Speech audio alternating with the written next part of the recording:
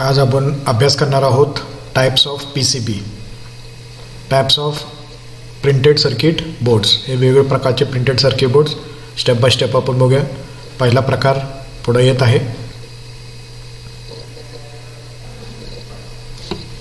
Metal core PCB, MCPCB, metal core PCB। आपण हे separately प्रत्येक PCB बघणार आहोत, फक्त आपण पहिल्यांदा प्रकार पाहतोय। दुसरा आहे single sided PCB, SSB, single side PCB। तीसरा प्रकार आहे double sided PCB, PTH, plated through hole PCB किंवा DSB, डबल साइडेड PCB। हे आपण डिटेल्समध्ये बघणार आहोत पुढे।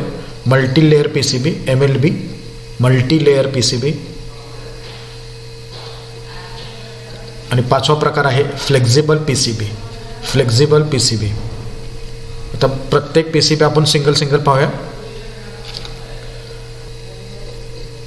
हा पहिला प्रकार पहा, metal core PCB, MCPCB।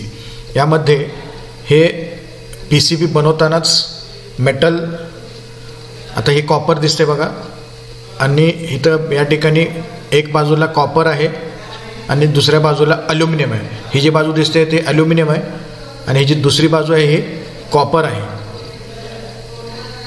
Aluminium material वापरलं असते म्हणून ह्याला मेटल कोर PCB असे म्हणतात।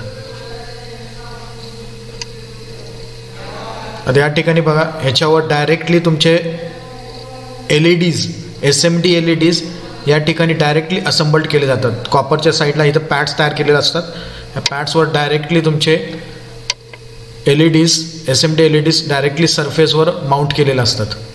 आणि हे बरेच LEDs असल्यामुळे या ठिकाणी उष्णता निर्माण होते।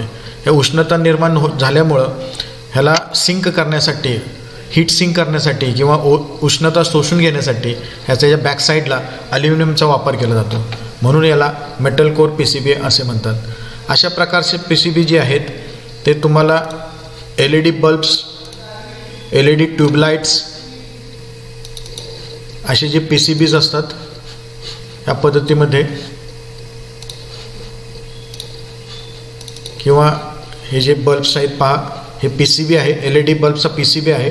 हा मेटल कोर PCB आहे।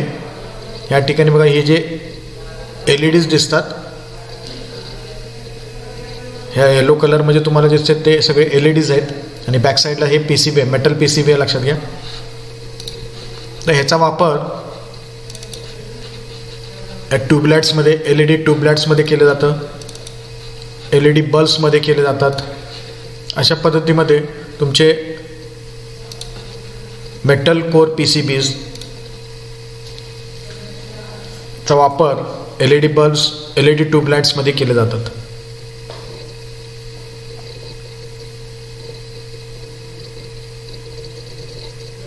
आपण आता दुसरा प्रकार बघूया, single sided PCB। Single sided PCB मध्ये यामध्ये तुम्हाला दिसत असेल बघा की एक साईडला कॉपर आहे आणि दुसऱ्या साईडला ग्लासी इपॉक्सी म्हणून नॉन कंडक्टिव्ह मटेरियल आहे।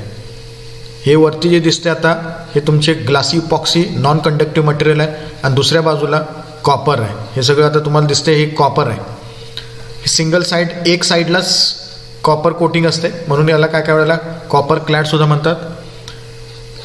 आणि एका बाजूनेच ह्याचं सोल्डरिंग केलं जातं। हे जे ट्रॅक्स आणि पॅड्स दिसतात ह्या बाजूलाच, वरच्या बाजूनं सोल्डरिंग, खालच्या बाजूला कॉपरच्या साईडनं सोल्डरिंग केलं जातं। आणि असे सिंगल साइडेड PCBs सर्व आपले इलेक्ट्रॉनिक आणि इलेक्ट्रिकल उपकरणामध्ये याचा वापर केला जातो, म्हणून ह्याला सिंगल साइडेड PCB असे म्हणतात। आता याचा वापर आपण कुठे करतोय, तर आपला नेहमीचा जो रेडिओ, TV, पूर्वीचे जे TVs होते अशा TVsमध्ये या PCBचा वापर केला जातो। नंतर पूर्वीचे रेडिओज होते असे, या रेडिओजमध्ये या PCBचा वापर केला जात होता, सिंगल साइडेड PCB।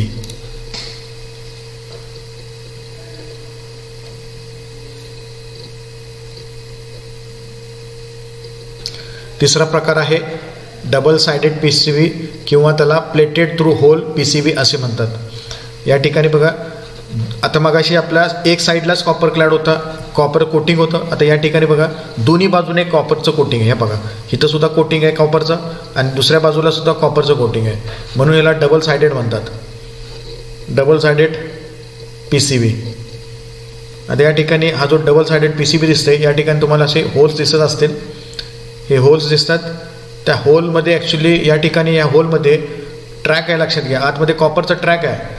ह्या साईडपासून ते दुसऱ्या साईडला ह्या होलमधून असलेले कॉपरचे ट्रॅक ह्याला कनेक्टेड असते. या साईडला, ह्या साईडला जिथं जिथं होल्स आहेत या सगळ्यामध्ये आतमध्ये कॉपरचं कोटिंग आहे, लक्षात घ्या.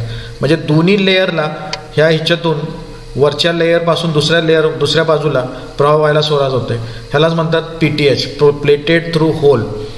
म्हणजेच तुम्ही दोन्ही बाजूने प्रवाह दोन्ही बाजूने वाहत असते, दोन्ही बाजूला, वरच्या बाजूला आणि त्याच्या खालच्या बाजूला सुद्धा. म्हणून ह्याला प्लेटेड थ्रू होल किंवा डबल सायडेड PCB असे म्हणतात. अशा प्रकारचे PCB चा वापर मेडिकल उपकरणामध्ये, वैद्यकीय उपकरणामध्ये, आता जे ॲडव्हान्स उपकरणं आहेत, उदाहरणार्थ कम्प्युटर, या ठिकाणी याचा वापर केला जातो. म्हणजे कमी जागेमध्ये जास्त काम करण्यासाठी हे डबल सायडेड PCBचा वापर केला जातो. डबल सायडेड PCBचा वापर केला जातो. चौथा प्रकार आहे multi layer PCB. Multi layer PCBमध्ये सेम आपल्या डबल सायडेड PCB सारखंच असते, परंतु या ठिकाणी मल्टी लेअर PCBमध्ये या ठिकाणी तुम्हाला या ठिकाणी पहा, हे मल्टी लेअर PCB आहे. या ठिकाणी हा 4 लेअर PCB आहे. 4 कॉपरचे फॉइल्स आहेत आणि हे प्रीपॅकच्या साह्याने ह्याच्यामध्ये सगळे फॉइल्स एकत्र करून हे सिंगल PCB बनवला जातो. असा सिंगल PCB बनवला जातो. हे सगळं एकत्र केलं जातं आणि एक सिंगल PCB बनवला जातो. आणि तुमच्या PTHच्या साह्याने ह्या प्रत्येक लेअरमध्ये कनेक्शन करण्यासाठी प्लेटेड थ्रू होल कनेक्शन केलं जातं आणि हे कमी जागेमध्ये जास्त काम या PCBमध्ये करता येते, मल्टी लेअर PCBमध्ये. अशा प्रकारचे PCBs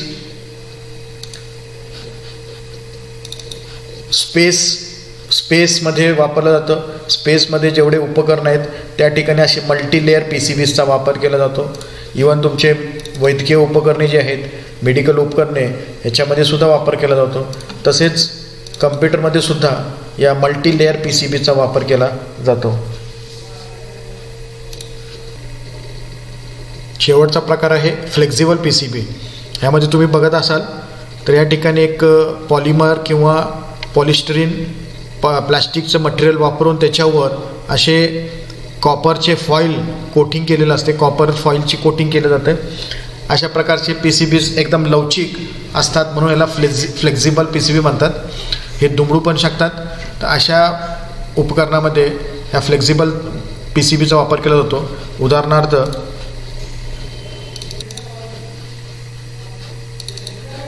कीबोर्ड्समध्ये, कम्प्युटरमध्ये जे आपण कीबोर्ड वापरतो त्याच्यामध्ये असे अशा प्रकारचे फ्लेक्झिबल PCBs वापरले जातात. असे फ्लेक्झिबल PCBs पहा, हे आपल्याला दुमडता येतात असे. इवन तुमच्या प्रिंटर जे आहेत, आपले प्रिंटर जे आहेत, त्या प्रिंटरमध्ये सुद्धा या असे फ्लेक्झिबल PCBs जे आहेत त्याचा वापर केला जातो. Flexible PCs. तर अशा पद्धतीने आपण वेगवेगळ्या प्रकारचे PCBsचा अभ्यास केलेला आहे. धन्यवाद.